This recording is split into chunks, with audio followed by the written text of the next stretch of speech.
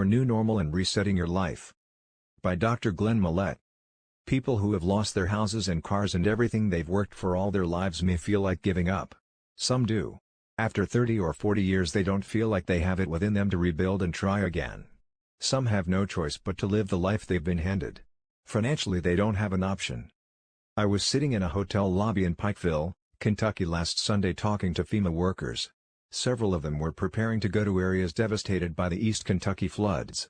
One of the men said, "We are trying to get everyone registered. There is some assistance available but it is small and limited in comparison to what they need. These families have nothing. They have lost everything. Many of them have no means to rebuild what they have lost." Sadly, he said this is their new normal.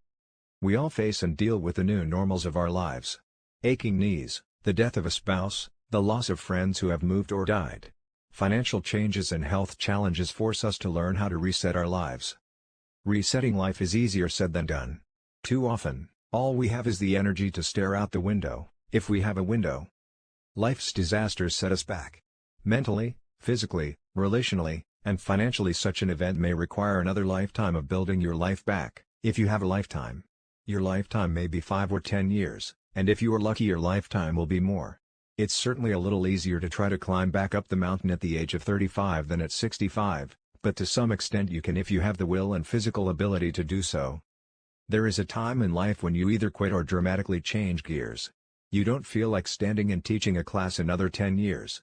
You can't go back into the coal mine another 5 years. You've stood in the assembly line for 35 or 40 years and you are done.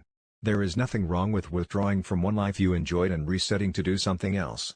This could simply be fishing, golf, traveling, walking by the river or local lake, or sleeping late every morning and enjoying your coffee late in the day. There's nothing wrong with that.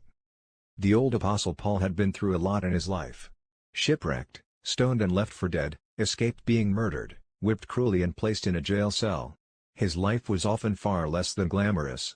He once said, "Let us not get tired of well-doing, we will reap a harvest if we don't quit." Many years ago, a friend of mine restarted his life at the age of 50. He had nothing to show for his years of work and life.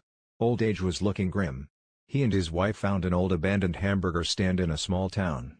He rented the building for almost nothing and cleaned it up, and he and his wife worked 12 hours a day for the next 17 years, and he retired with a couple of $1 million in the bank.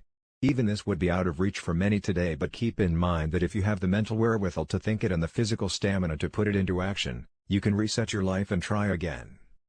Your current normal doesn't have to be forever, if you don't quit. Hear Dr. Glenn Mollette every weekday morning on XM Radio 131. Learn more at glennmollette.com. Like his Facebook page at facebook.com/GlennMollette. Additional biographical, Dr. Glenn Mollette is a graduate of numerous schools including Georgetown College, Southern and Lexington Seminaries in Kentucky. While here, please consider subscribing to this channel.